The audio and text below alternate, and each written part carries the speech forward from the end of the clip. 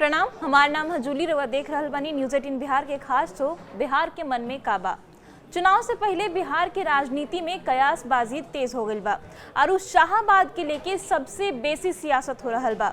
शाहाबाद जहां पिछला चुनाव में महागठबंधन के शानदार प्रदर्शन रहल, शाहाबाद जहां से एनडीए के भारी नुकसान 2020 में झेले के पड़ल रहे, शाहाबाद जहां से चिराग पासवान चुनाव लड़े के इशारा कैले बाड़न। अब यही शाहाबाद के लेके आरएलएम प्रमुख उपेंद्र कुशवाहा आपन सहयोगी लोग के एगो नसीहत देले। उ नसीहत का रहे इहो जान ली। उपेंद्र कुशवाहा कहले कि शाहाबाद के साथ ही बिहार के जौन मगध के क्षेत्र बा ओइजा एनडीए के प्रदर्शन सुधारे खातिर एनडीए के काम करे के जरूरत बाटे।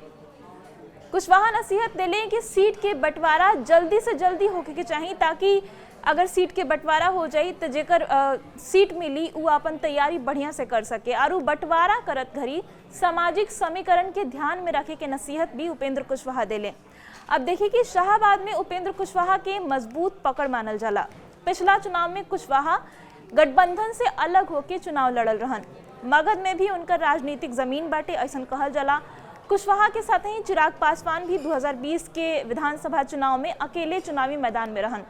अब की हाली ये दोनों लोग एनडीए के साथे बा, एनडीए के हिस्सा बा। जवन सीट बीजेपी आरू जेटीयू में बटाइल रहे पिछला हाली, अब ओह में कुशवाहा आरू चिराग के पार्टी के भी दावेदारी बाटे। कुशवाहा खातिर शाहाबाद से लड़ल सबसे ज्यादा सेफ रही, काहे कि ओहिजा उनकर गढ़ मानल जाला। बाकी उनकर सहयोगी मतलब कि चिराग पासवान भी यही क्षेत्र से अब दावेदारी ठोक रहल बाड़े। वो कह रहल बाड़े कि शाहाबाद से संकल्प अब हमनी के सरबा, जैसन कि उनकर सांसद पोस्ट कैले रहन। तब ऐसे में कहल जात बा कि कुशवाहा के ई बात तनी असहज लाग रहल बा। जौन क्षेत्र में चुनाव लड़े के उनकर रणनीति रहे वही क्षेत्र में उनके गठबंधन के एगो आरू सहयोगी अब दावेदारी कर रहल बाड़े। कुशवाहा अपन बयान में इहो कहले कि सीट बंटवारा करत घड़ी गठबंधन के लोग के ई बात के ध्यान रखे के पड़ी कि सभे के मन मुताबिक सीट मिले, ताकि गठबंधन में एकजुटता बरकरार रहे। ना तो अगर फिर से गठबंधन में फूट पड़ल तो वोट बिखर जाई, जैसे कि पिछला बेर विधानसभा चुनाव में भइल रहे 2020 में। और एकर सीधा फायदा हुई महागठबंधन के, खासकर आरजेडी के। कुशवाहा के बयान के बाद उनकर सहयोगी लोग के भी बयान सामने आयल।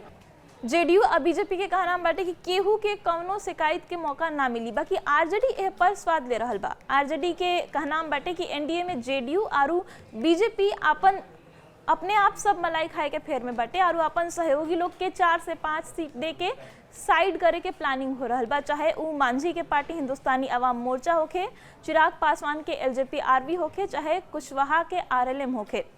जेडीयू के राष्ट्रीय प्रवक्ता हैं मृत्युंजय तिवारी ऊ कहले कि कुशवाहा के इहे बात के टेंशन बा और यही से ऊ ई बयान देले बाड़े कि जल्दी से जल्दी सीट के बंटवारा हो जाए। असामाजिक समीकरण के ध्यान में रखे के ऊ बात कहले बाड़े। साथ ही ऊ इशारा में ई भी कहले कि वोट के बिखराव अब की हाली नइखे होके देवे के। बाकी इहो बात बाकी एनडीए के एकता के बाद जब भी आवत बात तो सब दल, चाहे कुशवाहा होखस, चिराग पासवान होखस, मांझी और नीतीश, चाहे बीजेपी, सभे ई दावा कर रहल बा कि हमनी के मजबूती से साथे बनी जा, साथे चुनावी मैदान में जाइम जा। बाकी अब शाहाबाद के लेके कहीं ना कहीं सियासत काफी गर्मा गई बा। शाहाबाद में केकरा कितना सीट मिली ई एनडीए में सबसे बड़ चुनौती होखे वाला बा अगर सीट बंटवारा की बात करी जाता। आई सब के बीच आरजेडी की नजर इस सब पर बाटे और ऊ तंज कस रहल बिया, कह रहल बिया कि सीट बंटवारा के लेके एनडीए में खटपट चल रहल बा। बाकी एनडीए के सब नेता के दावा बाटे कि हमनी के सीट बंटवारा समय पर हो जाई, सहमति से हो जाई और सभे के